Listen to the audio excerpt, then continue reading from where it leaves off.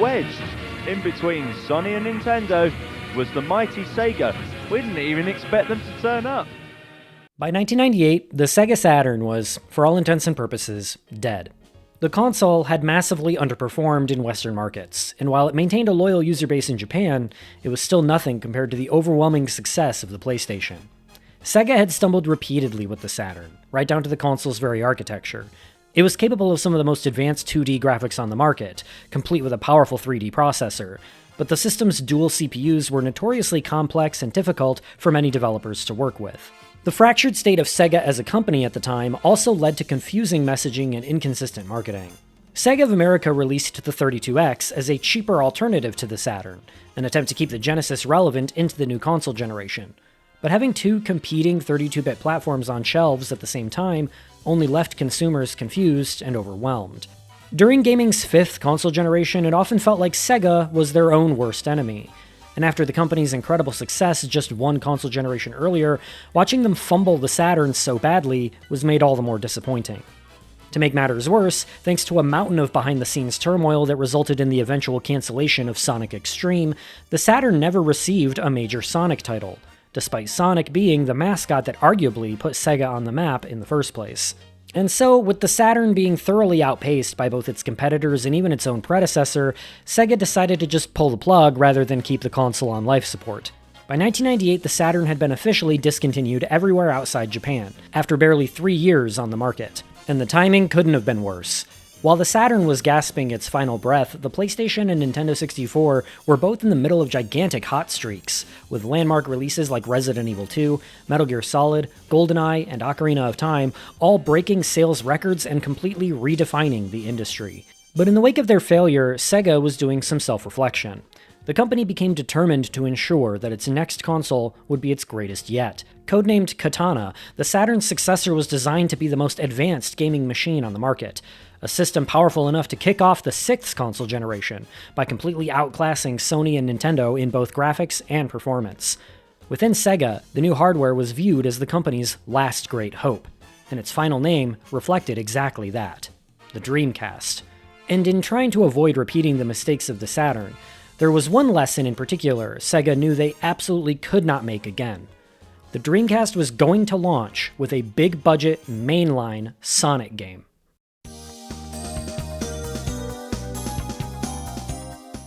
By 1998, to general audiences, it felt like Sonic had sort of fizzled out.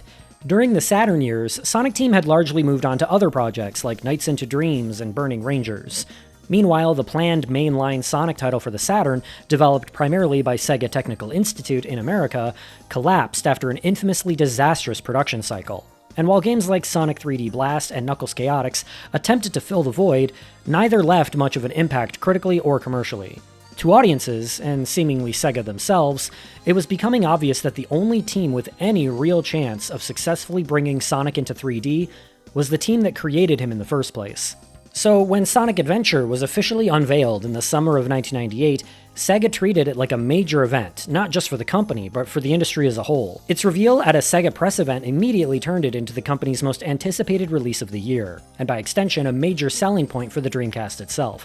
After being largely absent for an entire console generation, Sonic the Hedgehog was finally back. The original concept for Sonic Adventure had actually begun as a Sonic RPG for the Saturn, with development starting before the console's premature death forced the project onto Sega's next-generation hardware instead. Any usable code and assets were carried over where possible, while remnants of the Saturn build eventually resurfaced in the Sonic World mode of Sonic Jam. And while the final game wouldn't become a full-fledged RPG, traces of that idea are still visible all throughout Sonic Adventure. The game features interconnected hub worlds that players travel between as the story unfolds, complete with NPCs, hidden areas, and optional exploration. Each of the 6 playable characters also acquires permanent upgrades over the course of the game, some mandatory, some optional, granting new abilities and attacks. But the RPG influence is arguably most obvious in Sonic Adventure's heavy emphasis on story. And when you really stop to think about it, Sonic has always been unusually story-focused compared to other mascot franchises like Mario or Kirby. Those series certainly had stories of their own, but Sonic consistently aimed for something other platformers weren't really doing: an ongoing, interconnected continuity. Most platformers of the 2D era leaned toward episodic storytelling. Characters and concepts would reappear from game to game, but there was rarely any real sense that these stories meaningfully connected or evolved over time. And honestly, that was perfectly fine. Gameplay was the priority. A handful of platformers did experiment with more emotional or lore-heavy narratives, like Klonoa for instance, but even that game's eventual sequels and spin-offs would all completely disregard and even contradict the first game's plot. Platformer stories weren't usually interested in maintaining detailed continuity or world-building.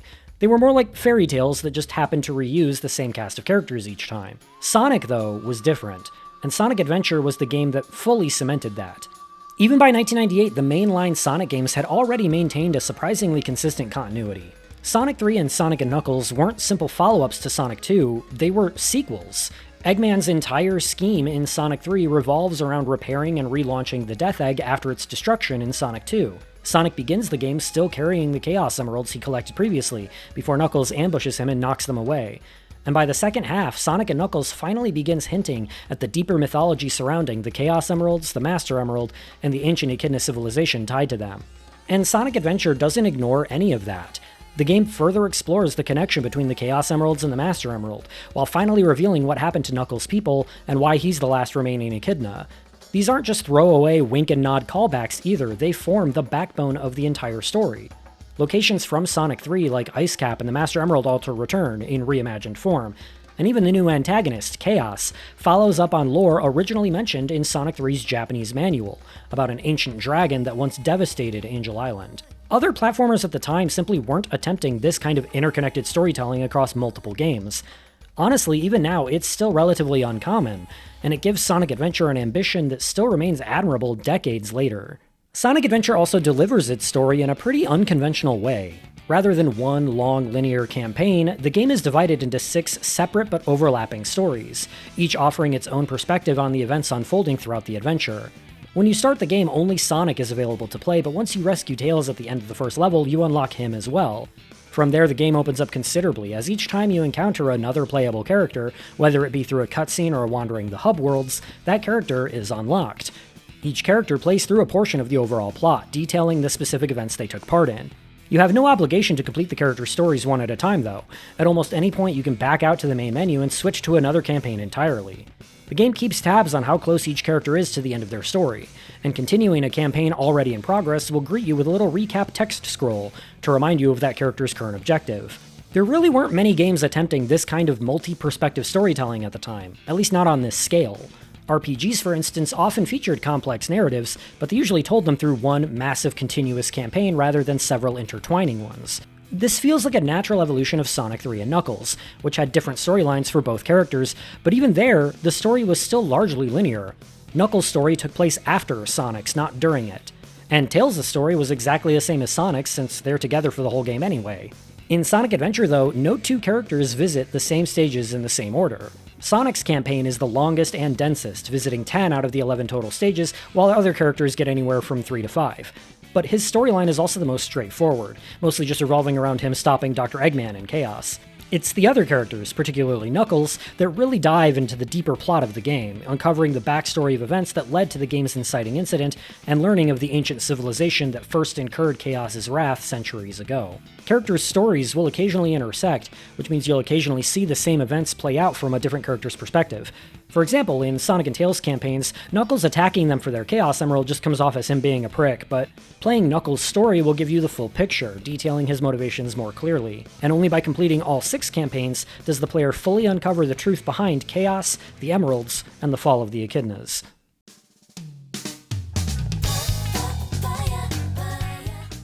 Aside from Sonic, Tails, and Knuckles, the game also brings Amy Rose into the spotlight. In many ways, Sonic Adventure serves as a reintroduction to her character, marking her first major appearance since her debut in Sonic CD. Since then, she'd only appeared in spin-off games like Sonic the Fighters or Sonic R, which means Sonic Adventure was her first playable appearance in a mainline title. And since this was essentially Amy's first real appearance as a proper character, she received the most drastic redesign of the entire cast. All of the characters had their looks updated for the new generation, with a more stylized, lanky look inspired by American Graffiti. For Sonic, Tails, and Knuckles, this basically just amounted to longer, more exaggerated proportions and new colored eyes. Amy, though, was essentially redesigned from the ground up. Everything from her dress to her hairstyle was entirely new. This redesign also mirrors Amy's arc throughout the game, which is about becoming more than a damsel in distress, and growing into someone who can impress Sonic on her own terms. The two remaining characters are both brand new. The aptly named Big the Cat basically functions as the everyman of the Sonic universe, just a regular dude accidentally swept into a crisis far bigger than himself. When Big's friend Froggy is possessed by chaos, Big chases him across various locales in an attempt to bring him back home. And the final character, E102 Gamma, is a robot created by Dr. Eggman, and somehow his story ends up being the most memorable of the bunch. The overall story of Sonic Adventure is pretty okay, and I do enjoy it quite a bit, but Gamma's campaign in particular is a standout. And boy, have I been waiting to tell you guys why.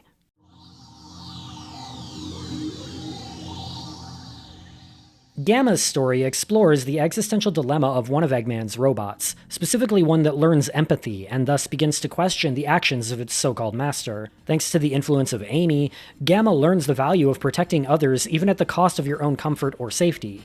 Amy was willingly captured and imprisoned for the sake of protecting a harmless bird, something that defies all logic to a machine like Gamma. But upon seeing the bird for himself, something inside Gamma shifts, and he chooses to aid in Amy's escape. And when Amy later steps in to stop Sonic from destroying Gamma, the robot finally rejects Eggman as its master, choosing to liberate its robotic brethren by freeing the animals within that act as their source of energy. Eventually, Gamma has destroyed all of his E-Series brothers aside from one, and himself. And this moment has always stuck out to me. Gamma, for the first time, begins to reflect on his actions, becoming introspective rather than just blindly acting on protocol. He takes a pensive look at his own hand, a starkly humanizing moment from a character who is a literal machine. And in playing the game in Japanese, I actually caught a nuance here that was lost in localization. When listing the remaining robots to destroy, in English, he just delivers a robotic, detached Gamma, just referring to himself by his codename. But in Japanese, he says, Boku wa me. It seems small, but this detail was striking. This is the first time Gamma seems to acknowledge himself as an individual, not as a machine, a model number, or a piece of hardware, but a being with thoughts, agency, and selfhood. He shifts from cold, detached third-person perspective to a first-person one. It conveys a real sense of hesitation in Gamma, as though the reality of his goal is now starting to truly weigh on him. But his determination doesn't waver, as at that moment the last of his E-Series brothers flies by, and Gamma pursues. And what makes that moment hit even more is that after this, Gamma has no more speaking lines. He fights and destroys Beta, and takes a fatal blow in the process. The end of his story takes place entirely wordlessly, as the bird trapped inside Beta flies over to Gamma, triggering a sudden memory within him. A family of birds, the same birds pictured in the pendant Amy's bird friend was wearing. And it's during this final memory that Gamma's systems finally fail. He collapses, silently, bittersweet piano music playing as we see the world's slowest, saddest explosion. But in the aftermath, the bird trapped within Gamma is finally free to see his family again. Gamma's final moment is a heroic one, but what's interesting is that nobody is there to witness it, to recognize this good deed. But that doesn't matter. Gamma wasn't trying to be a hero. He was doing what he believed to be the right thing, even if he got nothing out of it. Even if doing so actively harmed him. Because that's the same empathy and compassion Amy and the bird showed him. And then the credits roll with Gamma's theme music playing, and unlike all the other characters' credits themes, Gamma's has no lyrics.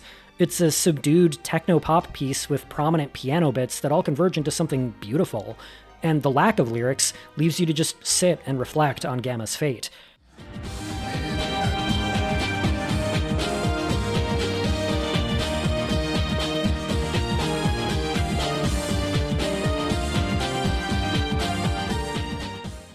For maybe the first time in this series, and honestly one of the only times since, a Sonic story manages to land with genuine emotional nuance.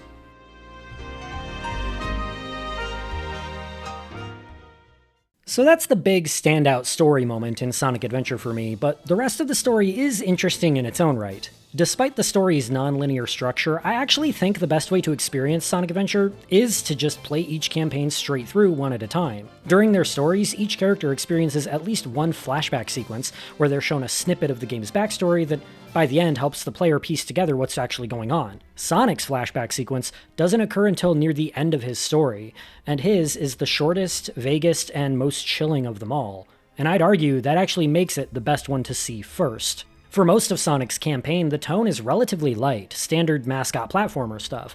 And then suddenly, right near the end, the game hits you with this cryptic vision of fire, death, and an ancient monster carved into a mural. And just as quickly as it occurs, we move on and go back to fighting Eggman. This lays a sense of intrigue that could perhaps motivate the player to check out the other stories, to find out more about what's happening and what Sonic actually saw. Plus, if you start with Sonic's story and just choose the next character to the right each time you finish, you end on Gamma's story before unlocking the final Super Sonic chapter, which means you saved the best for last, kinda. Sonic stories have always gotten a lot of flack for being melodramatic or overly earnest, but honestly, that sincerity is a huge part of their charm. Sonic Adventure established a storytelling template that resonated deeply with fans, and versions of that formula would define the franchise for roughly the next decade.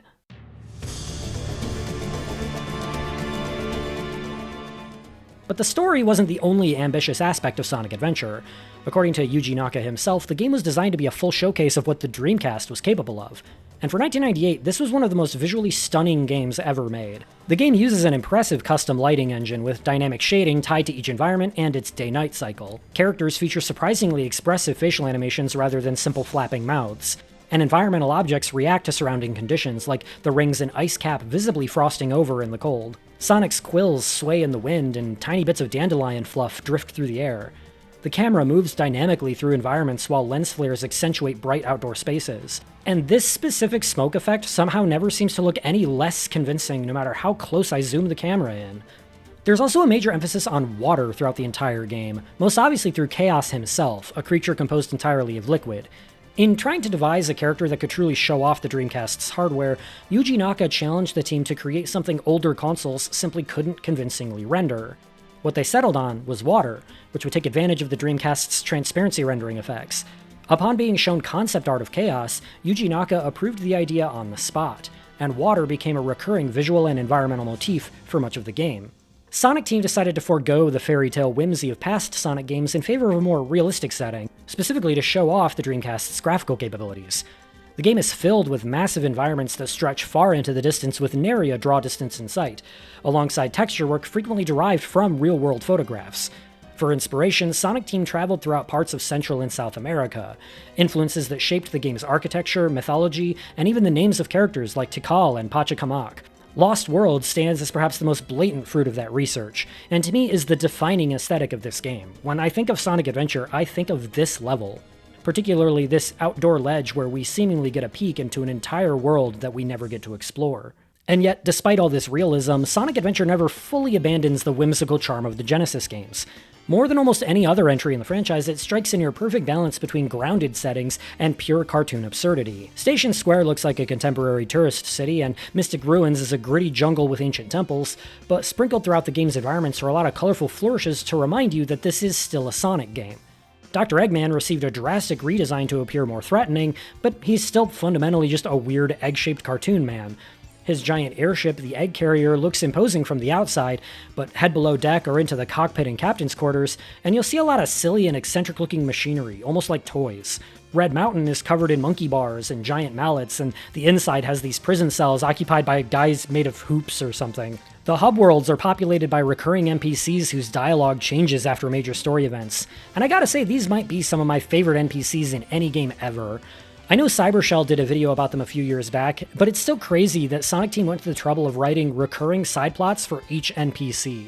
There's a mother struggling with a gambling addiction while her son desperately tries to keep her in check. There's a woman who's too shy to ask out a burger shop cashier, gradually getting closer and closer as the story progresses.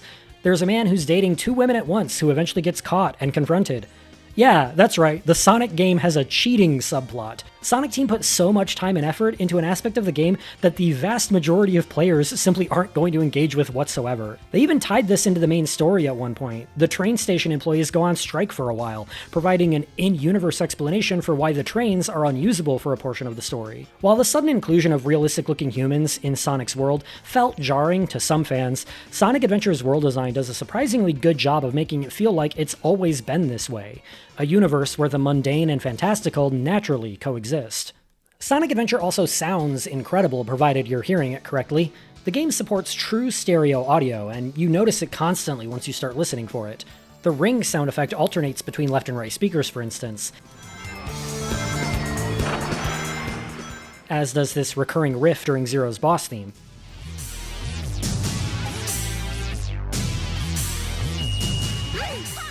It really does seem like this was the intended way to experience the game.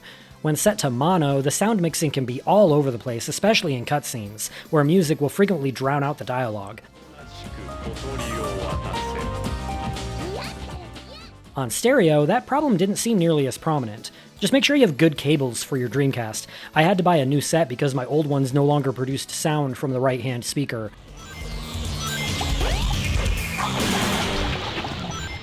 And apparently this is a pretty common issue with Dreamcasts, especially as they're getting older. This just goes to show that the right audio setup can really go a long way. And the soundtrack to Sonic Adventure is easily in my top 3 Sonic soundtracks of all time, up there with Sonic Unleashed and both Sonic CD soundtracks. Jun Senoue acts as lead composer and music director, and the sheer variety of musical sounds in this game is staggering. Sonic soundtracks from this era are often remembered as overwhelmingly rock-heavy, but there's actually a surprising amount of stylistic variety here, and even some more environmental tracks, such as the theme for Mystic Ruins.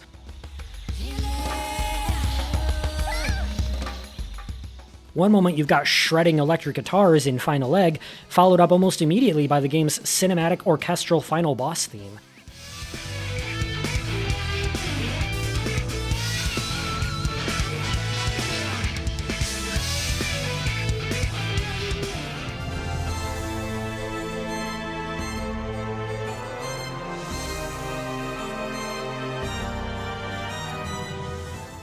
Each playable character also has their own lyrical theme song, akin to the way many anime at the time would have character image songs, which helped to further define their personalities.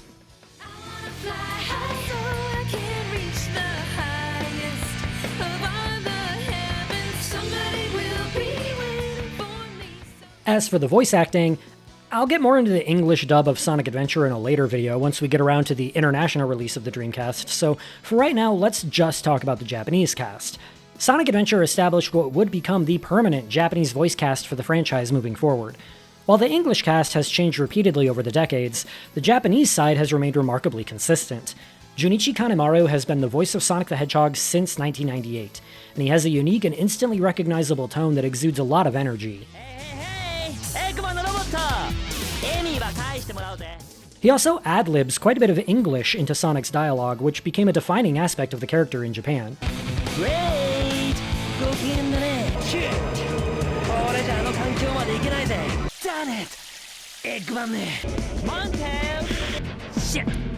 Tails was played by an actual child actor in this game.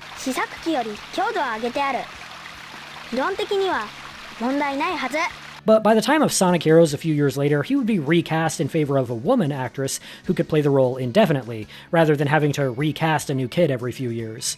And Eggman's actor, Chaotix, unfortunately passed away in 2015.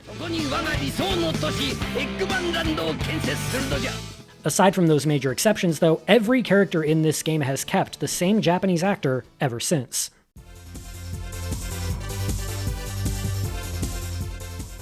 Sonic Adventure didn't just aim to be technically impressive either. Sonic Team also tried to make its gameplay as varied as possible in an effort to appeal to a much broader audience than the typical platformer.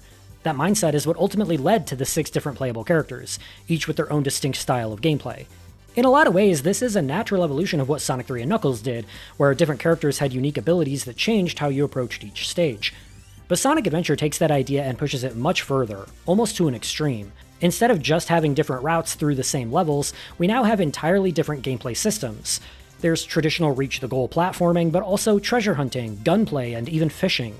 Sonic's playstyle is the most straightforward and also the most fully featured. He gets the majority of the game's stages, and those stages are significantly longer and more complex than anything the other characters experience. In practice, Sonic's campaign is likely to take the longest by a wide margin, since most other characters only visit a handful of stages, and often only small segments of them. Each stage also has 3 missions of increasing difficulty. First, you simply clear the level. Then, you're tasked with completing it under stricter conditions, usually involving ring collection. And finally, you're pushed into time trial territory, encouraging mastery of the level's layout. Sonic Adventure also constantly interrupts itself with side activities and minigames. Across the campaigns, you'll encounter kart racing, snowboarding, whack-a-mole, and more, making this somehow the 3rd game in a row I've covered that includes a whack-a-mole minigame, which just makes me wonder what exactly was happening in game development in 1998 that made everyone obsessed with whack-a-mole. Sonic and Tails' on-rail sky chase segments, meanwhile, feel like an homage to Panzer Dragoon. These kinds of diversions likely exist in place of the bonus and special stages from earlier Sonic games.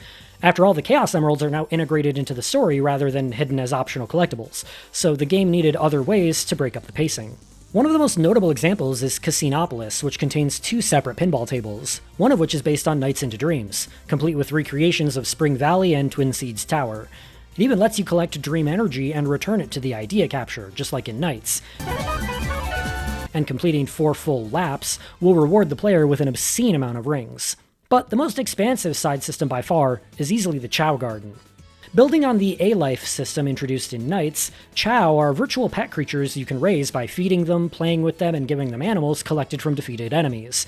Those animals alter their stats and appearance over time, effectively turning Chao into a long-term progression system tied directly to how well you perform in the action stages. By playing stages better, you can collect more animals, raise stronger Chao, and eventually compete in a series of races that reward emblems, the in-game tokens that track the player's overall completion progress. There are even specially colored Chao eggs hidden in the hub worlds that you can bring into the gardens to hatch and raise as well.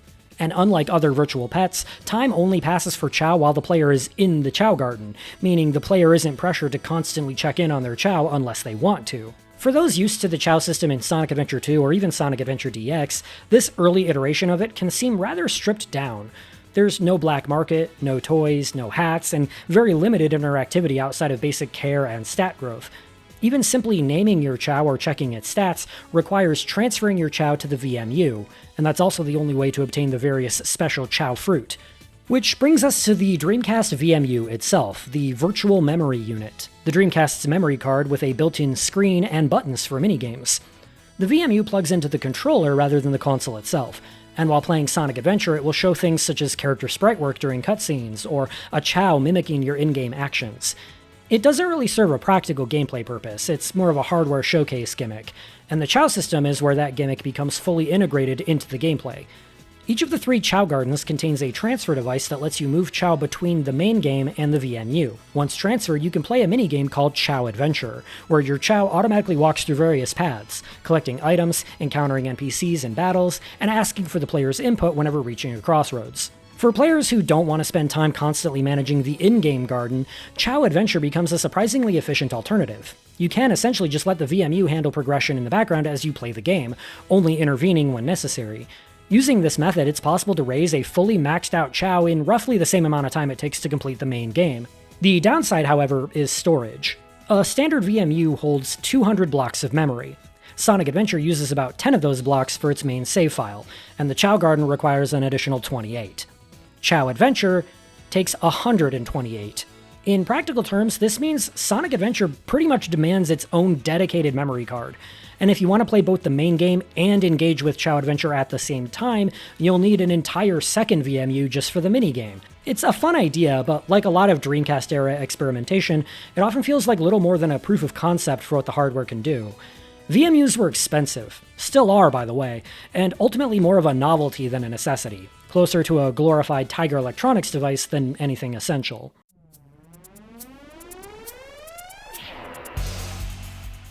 Getting down to the nitty-gritty of the gameplay, Sonic Adventure does a lot of things right, but it also takes quite a few stumbles along the way. Even just in terms of basic movement, you can tell this game was designed specifically around the Dreamcast hardware. Going back to play the original release after years of playing modern ports was genuinely surprising. The Dreamcast version just feels more natural. The console's analog stick allows for a true 360-degree range of motion, and Sonic Adventure takes full advantage of that. Every later port has had to reinterpret that input system for different controllers, and as a result, they all feel slightly off in comparison. Even with fan patches trying to restore the original feel, it's one of those things that's hard to fully replicate, and nobody's ever gotten it quite right. Steering and general movement on the Dreamcast is just incredibly smooth in a way that's difficult to describe until you've experienced it firsthand. Seriously, if you've never played this game on an actual Dreamcast, you're honestly missing out.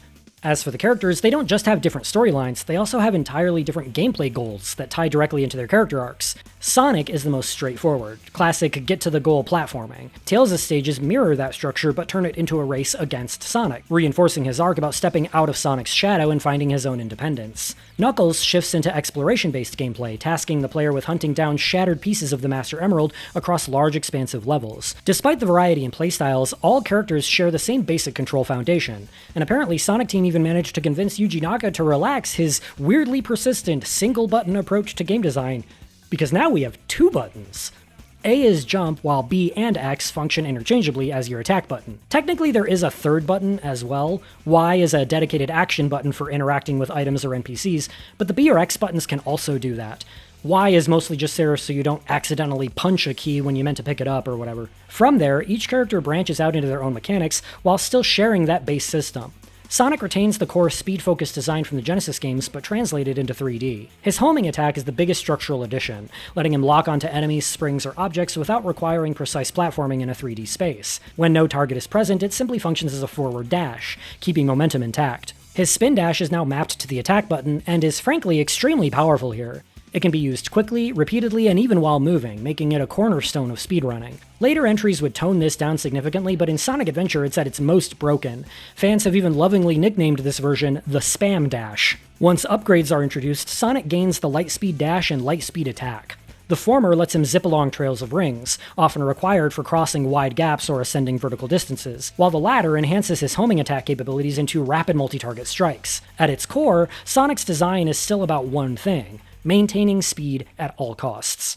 Tails and Knuckles carry over their classic abilities, but adapted for 3D traversal. Tails can still fly freely to bypass obstacles or find shortcuts, while Knuckles retains his gliding and climbing mechanics. However, they now have new combat options. While they can still both roll into balls while running, the proper spin dash is removed in favor of more character-specific attacks. Tails gets a standing tail spin that can later be upgraded into a continuous version, while Knuckles gains a 3-hit punch combo and later, digging, something he was always associated with in the lore, but now finally can be used as a gameplay mechanic. Digging is essential in his stages, both for finding emerald shards and uncovering hidden items or ring caches.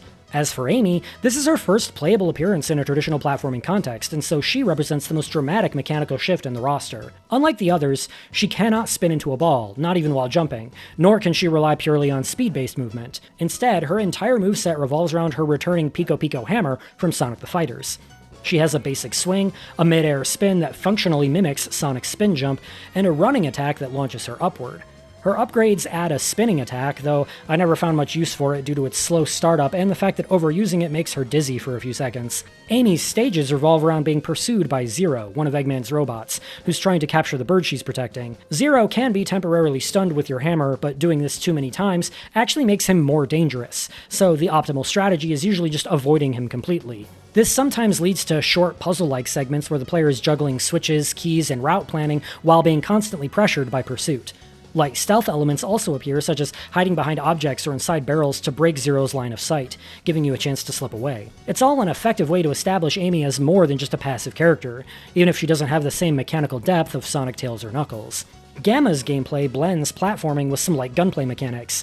Unlike earlier Sonic games, which used strict 10-minute time limits for each level, something that's been removed entirely for this game, Gamma's stages instead feature a countdown timer that replenishes when enemies are destroyed. Locking onto enemies with his laser sight allows for multi-target shots, which increases time gained exponentially per kill. This encourages careful targeting and route optimization while still keeping momentum quick and snappy. His final 3 stages also introduce boss fights against other E-Series robots, tying gameplay directly into his narrative arc, and providing players one final obstacle as the timer continues to tick down. When moving at full speed, Gamma can enter a wheeled mode that increases mobility but limits jumping. His upgrades further enhance combat with a hover capability and explosive impact shots that damage clustered enemies.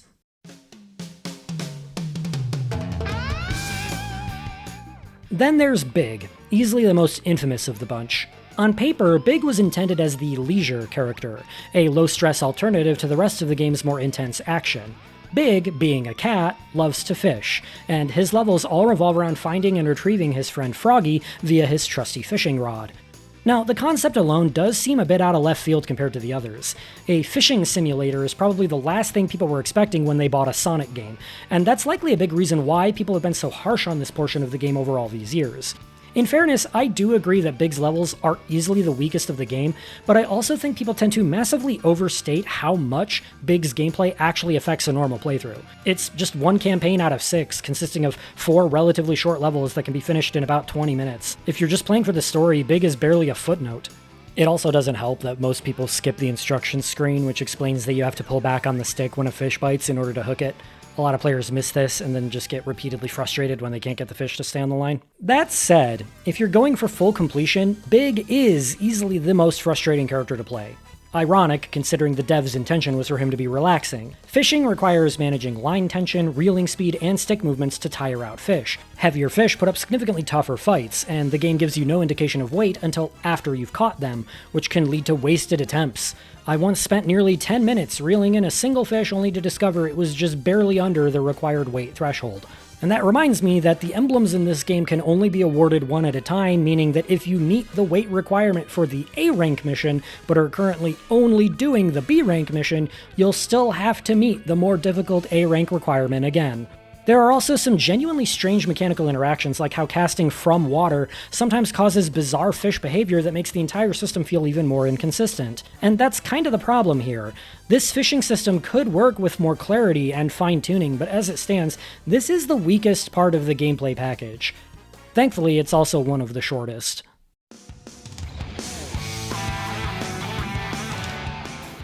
In general, the gameplay of Sonic Adventure feels like a faithful, if overly ambitious, evolution of Sonic 3 and Knuckles rebuilt for the third dimension. Unfortunately, that ambition comes at a cost. To put it lightly, Sonic Adventure can be a very janky game, even by the standards of early 3D platformers. It's constantly trying to juggle multiple systems, playstyles, and gimmicks at once, and as a result, very little of it feels refined. For the most part, movement feels good in your hands, but the environment often feels like it's actively working against you. The physics and collision detection in Sonic Adventure are notoriously unstable. Momentum can be abruptly stopped by uneven geometry, clipping issues are common, and in the worst cases, you can simply fall clear through platforms without warning. The game clearly tries to translate the sloped, flowing terrain of classic Sonic into a 3D space, but Sonic teams struggle to make that momentum feel reliable in 3 dimensions. As a result, many levels rely heavily on dash panels, springs, and scripted boosts to maintain your speed, because raw movement alone isn't always dependable. And even when you're moving at full speed, one slightly awkward collision angle can bring everything to a dead stop. It's like tripping over a pebble at full sprint. Even core abilities like the homing attack and light speed attack can feel like crapshoots, occasionally sending you in unintended directions or straight into a bottomless pit. And then there's the camera, which might be even more antagonistic than the inconsistent physics. In designing Sonic Adventure, director Takashi Iizuka studied Super Mario 64 and noticed how its more open, objective-driven exploration sometimes left him unsure of where to go. His solution for Sonic was to make the camera act as the player's guide, always pointing forward or toward the intended path. In theory, it's meant to simplify navigation, but it also creates a whole different set of problems. The camera can be rotated manually with the shoulder buttons, and there's even a first-person view, but the moment you start moving again, the camera snaps back into its default behavior. So if you deviate even slightly from the intended path, the camera can struggle, getting stuck behind geometry, clipping through walls, or completely obscuring the action. In trying to make a more helpful camera system, Sonic Team ended up creating one that's often actively unhelpful. And all of that, my friends, is why Skydeck is easily the worst level in the game, because that level concentrates all the game's terrain and camera issues into one extremely unforgiving space. Seriously, I hate this fucking level. And believe it or not, the original Japanese release of Sonic Adventure was even worse in these regards. The game's international release came on 9/9/99, and those 8 months weren't just spent on localization and voice acting, it was also spent fixing bugs, stabilizing performance, and polishing major issues. And even after all that, the game still feels unstable. And as ambitious as the game's structure is, not every design decision lands cleanly. The hub worlds, while conceptually interesting, can often feel directionless or even confusing on a first playthrough. Mystic Ruins' jungle area is intentionally maze-like, and the egg carrier can be difficult to navigate without prior knowledge of how to do so. New players are often forced to rely on hint orbs and NPC dialogue just to stay oriented, while experienced players will simply zip directly between objectives, which makes the hubs feel simultaneously intrusive and somewhat pointless. And on the Dreamcast version specifically, there's another small annoyance. The background music restarts every time you change screens, meaning you often hear the same few seconds of a track on repeat.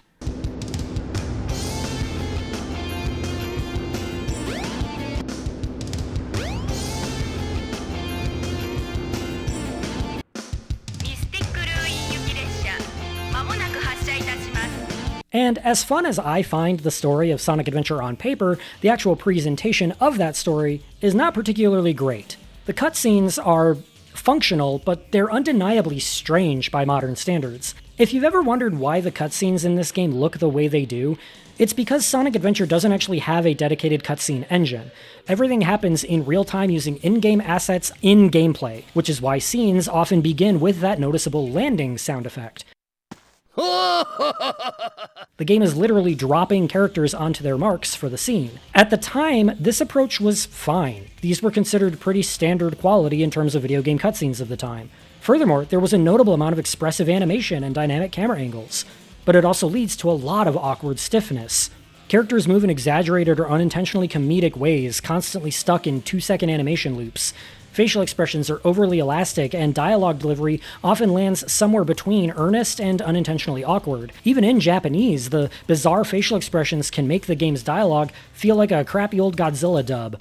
And then there's Dr. Eggman, who goes in the opposite direction entirely. He has a completely static face, with expression conveyed only through clever camera framing, which doesn't always work. And because these cutscenes are technically playing out during gameplay as far as the game is concerned, they are also completely unskippable.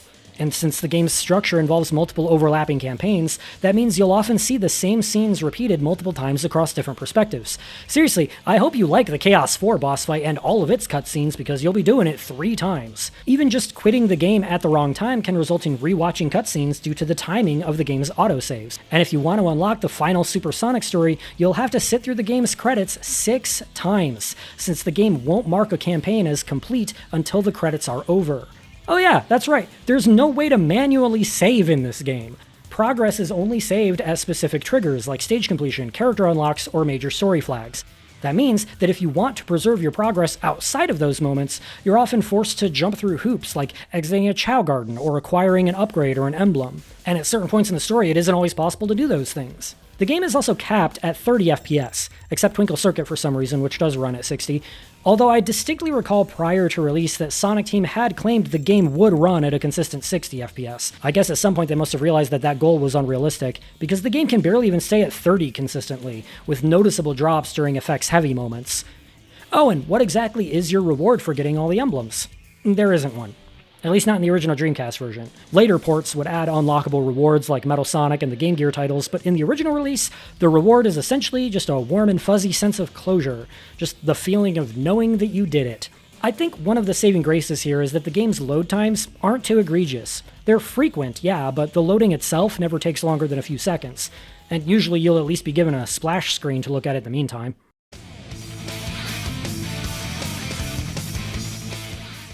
Despite all these issues I've laid out, at the time of its original release, Sonic Adventure was widely critically praised. I'm talking like 9s, 9.5s across the board. It was seen as a bold and triumphant return for Sonic as a character and for Sega as a brand, and it quickly became the defining title of the Dreamcast. To this day, it remains the console's best-selling game.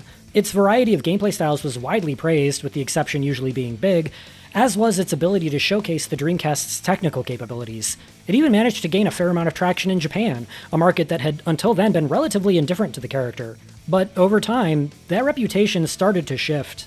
Even by just the early 2000s, critics had already begun to reevaluate Sonic Adventure more harshly. By the time the game received its first re-release on the GameCube in 2003, just barely 5 years out from its original launch, review scores had taken a stark dip into the 6 to 7 range. Now, to be fair, that GameCube port did have its own issues. While it now boasted a native 60 FPS frame rate and featured new quality of life improvements, such as in-game maps and a free camera option, it also made several compromises in lighting, control, and overall feel, and it set a precedent that would quietly follow the game for years, because from that point forward, every subsequent port of Sonic Adventure wasn't based on the original Dreamcast code, they were based on whatever the most recent port was. So in a strange way, this game has actually seemed to devolve or deteriorate over time. The PC version in particular became infamous, and that's still the version you'll find today on digital storefronts. Which is probably one of the most unfortunate things about this game's long-term legacy. Outside of fan mods and restoration projects, the most authentic and definitive way to play Sonic Adventure is still to just play the actual Dreamcast version, which isn't something the casual player is going to be able to manage. But I don't think the backlash can be explained by just some bad ports. Over time, Sonic Adventure has come to represent a broader design problem. Ambition with a lack of focus. Compared to its contemporaries like Super Mario 64 or Ocarina of Time, Sonic Adventure feels less like a tightly designed experience and more like a bundle of experimental systems built to showcase a console. And when the game was first released on Dreamcast, critics and audiences were more open to being wowed by sheer ambition and technical prowess. We were more willing to look past blatant bugs and clumsy physics and awkward cutscenes, because the game was clearly trying so hard to impress us in other ways. But technical achievements are the things that lose their luster the fastest, much sooner than a game with strong, focused, and refined gameplay would. Nowadays, we're far more critical on all those fronts, and currently Sonic Adventure's Metacritic average stands at around the 40% range, an absolutely staggering drop from the 8s and 9s it was getting upon its initial release. It's become abundantly clear that Sonic Adventure did not age nearly as gracefully as Ocarina of Time or Spyro or even Mario 64, and I think that's largely because those games all put effort into refining their base ideas before expanding on them. Sonic Adventure very much did not. Instead of taking one clear idea and refining it, Sonic Adventure instead tries to do a little bit of everything, and the result is a game that often feels structurally overloaded. This is even reflected just in its logo. The title is imposed over a grainy, low-res rock texture with letters that go from a sky gradient to a water gradient. It's over-designed as hell. And that's a good way to describe Sonic Adventure as a whole. Over-designed. The game simply did not seem to know when enough was enough. Among critics and even dedicated Sonic fans, Sonic Adventure's reputation has waxed and waned over the decades. At a certain point, people started to heavily reevaluate the adventure-era Sonic games, and many players concluded that perhaps they were never all that great in the first place. But as the series has moved further and further away from that adventure format, the pendulum has begun to swing again, and Sonic Adventure has started to be revisited much more fondly. Not as a perfect game by any means, but as a uniquely ambitious one. And even then, most people still acknowledge the same core truth. It is a messy, uneven experience full of a plethora of tiny issues that all really add up. And personally for me, yes, Sonic Adventure is janky as all hell, it's incredibly unfocused, the story is presented in the most bizarre way possible, and mechanically it absolutely shows its age. I understand all of that. You can remind me of all those things over and over until the heat death of the universe. But here's the weird thing. I kinda don't give a shit.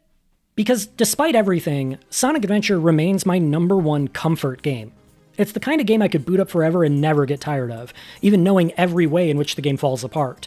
Sonic Adventure doesn't really make sense as a good game in a traditional critical framework, but it absolutely works for me on a personal level, and I think there's value in being able to admit that kind of thing. It feels like a lot of modern discourse around video games gets stuck on the idea of objectivity, as if enjoyment of a video game must always be justified by a measurable quality, as if a game is only worthy of praise when the number of objectively good aspects mathematically outweighs the number of objectively bad aspects. But that framing misses something important.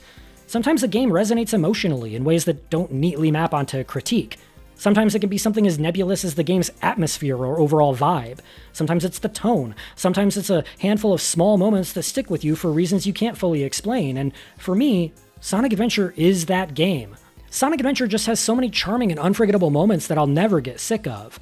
There's of course the big spectacle moments everyone remembers, like running down the side of a skyscraper in Speed Highway, or the whale chase in Emerald Coast that's been used as promotional screenshot in every single advertisement and news article covering the game ever, but there are so many little things about this game that I just love for no particular reason. Sonic shakes himself off like a dog after the Casinopolis sewer section, and then he can shower him off in the washroom right after. The Hall of Mirrors in Amy's Twinkle Park is both visually striking and technically impressive. Big has hidden fishing rooms that seem to exist purely to give you a bunch of new fish to catch. They allow a second player to control Tails in Sonic stages just like the Genesis games, even despite how impractical that actually is in 3D, and they seemingly did that just because they could. There's a Metal Sonic cameo tucked away in Eggman's base. The Mystic Ruins Chow Garden shifts through the day-night cycle as the story does. Big's eyes ignore environmental lighting to mimic the way Cat's eyes will glow in the dark. Casinopolis allows you to continue depositing rings after the required 400, and doing so will cause a giant gold Sonic statue to gradually be constructed. Gamma and Chaos are two of my favorite Sonic characters ever, so much so that I display plushies of them on my bookshelf. When Big enters this elevator, they have him audibly say "ow" to account for his tail clipping through the door. I'm again going to highlight this outdoor walkway in Lost World just because I love it so much. Every character in the game has not only idle animations, but unique idle dialogue for every area and stage they visit. And lastly, what's easily my favorite Easter egg in the game, the base of Zeta's body is made of Dreamcasts. Individually, none of that stuff really matters, but just like how all of this game's tiny flaws accumulate into something overall shaky and uneven, its small moments, the charm, the ambition, the absurdity, the sincerity, all accumulate into something greater than the sum of its parts. Something memorable, something personal, something I can't really reduce to any sort of logic. It doesn't make sense, and it doesn't have to. My love for this game transcends all sound reasoning as both a critic and a gamer. This is a game that by all accounts I shouldn't like, but I still do, warts and all. I'm not here to convince anyone that Sonic Adventure is a perfect game. I don't even think it's a particularly well-designed one. It is a deeply, deeply flawed game, and makes a lot of decisions that, from a traditional design standpoint, are hard to defend. The kind of choices most designers would probably avoid outright. But those decisions weren't made out of carelessness. They were made in service of trying to build something ambitious, strange, and genuinely new for its time. And that to me is where a lot of Sega's identity as a whole comes from. Sega has always had a tendency to prioritize experimentation over safety. Not always successfully, not always cleanly, but consistently. For better or for worse, there's a kind of brashness to them, a willingness to take risks, and a habit of leaving audiences uncertain about what they're going to do next. That's what I love about much of Sega's output in general, compared to a lot of their contemporaries. Sega doesn't always play it safe. Sega doesn't always rest on the sure thing or the tried and true. And Sonic Adventure is very much a product of that mindset.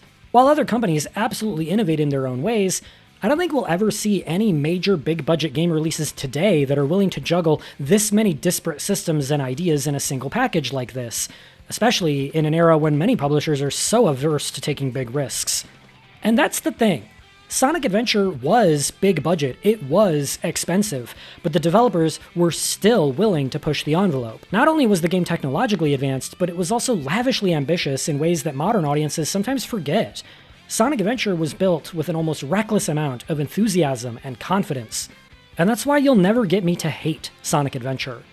Because even if it fell short of what it wanted to be, that's only because it was reaching higher than most games ever even try to. Thanks for watching. Remember to like and subscribe. YouTube has demonetized my entire channel, so if you'd like to support me, please consider joining my Patreon. The link is in the description. See you in the next video, and you guys just keep doing what you're doing, whatever that is. Yep, we'll see ya.